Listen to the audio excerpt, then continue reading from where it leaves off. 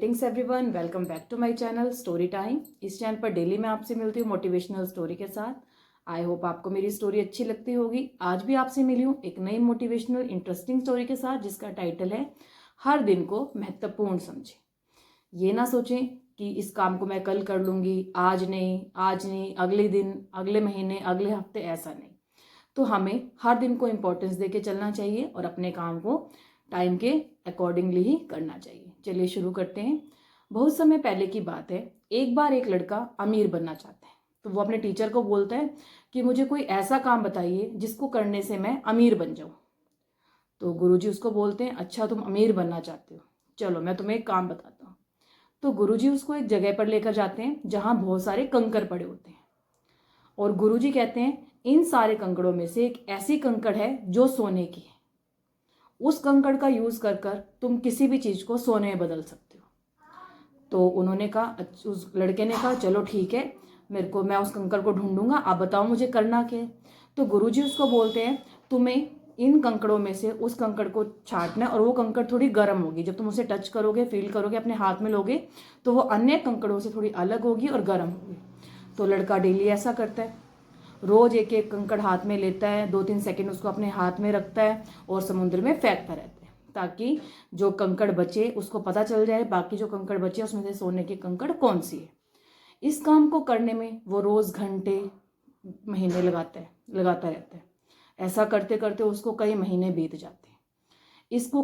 इस काम को करने में जब वो एक काम के गो थ्रू हो रहा है तो उसकी जो स्पीड थी कंकड़ को छांटने की, अलग करने की, वो स्पीड बढ़ जाती है।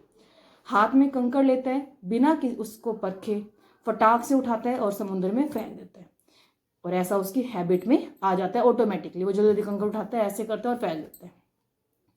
फिर क्या होता है, कंकड़ फेंकने के बाद एक दिन ऐसा होता है जब उसके हाथ में वो सोने वाली कंकड़ लग जाती है और वो उसको उठाता है, हाथ में लेता है और समुद्र में फेंकता है। यही काम उसने उसी कंकड़ के साथ करा, अपने हाथ में लिया और उसको समुद्र में फेंक दिया। फिर उसको थोड़ी देर बाद रियलाइज हुआ, एहसास हुआ कि तूने तो जो कंकड़ तो ढूंढ रहा था उसको भी समुद्र में फेंक दिया। वो अपने सिर पे जोर से थप्पड़ मारता है और वहीं बैठ जाता है। अगले दिन वो गुरुजी के पास जाता है और कहता है, आपने मुझे जिस कंकड़ को ढूंढने के लिए कहा था, मैंने गलती से उस कंकड़ को समुद्र में फेंक दिया। अब बताओ मैं क्या करूं। वो तेज तेज रोता है, अपनी गलती का उसको पछतावा होता है और गुरुजी के पास बैठ के रोना शुरू करता है। गुरु ने उससे पूछा, क्या तुम्हें यकीन है कि वो कंकड़ सोने की थी? तो जो गुरुजी, वो लड़का बोलता है, हाँ हाँ मेरे को पक्का यकीन है। लड़के ने कहा, हाँ मैं जानता हूँ, जब मैंने उसको फील करा मुझे एहसास भी हुआ, पर मेरा हाथ समुद्र की तरफ अपने आप चला गया। तो गुरुजी बोलते हैं, तुमने ये काम गलती से नहीं किया, ये तुम्हारी आदत बन चुकी थी।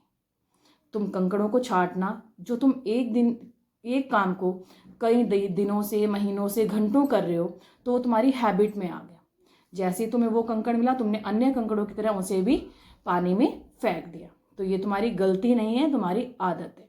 इसी तरह अगर तुम रोज हर दिन को महत्वपूर्ण समझो, हर दिन एक नया काम करो और उस काम को प्रैक्टिस में लेकर आते रहो, तो तुम अपने लक्ष्य की तरफ, जो भी तुम चाहते हो, जो बनना चाहते हो, अमीर बनना चाहते हो या कुछ पाना चाहते हो, तो उसको कर सकते हो।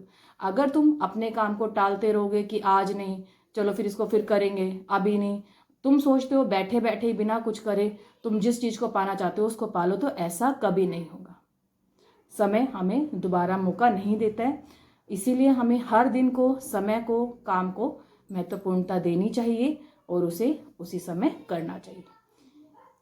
और इस कहानी से सीख भी हमें यही मिली कि हर दिन को महत्वपूर्ण समझो। जिस तरह उस लड़के ने सोने का कंकड़ खो दिया, वैसे ही अगर हम अपने दिनों को इसी तरह से महत्वपूर्ण नहीं समझेंगे तो हम भी सोने के कंकड़ को खो देंगे और अपनी जो मेहनत करनी है, जो कुछ बनना है, उससे पीछे हट जाएंगे। आपको मेरी स्टोरी कैसी लगी कमेंट के थ्रू मुझे बताइए। कल मिलेंगे एक नई मोटिवेशनल स्टोरी के साथ। Thank you.